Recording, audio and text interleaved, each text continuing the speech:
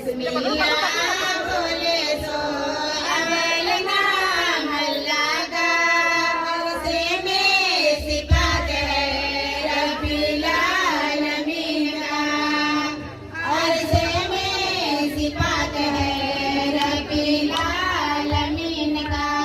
अवल जी बिना से मुसलमान हुए नहीं, अवल जी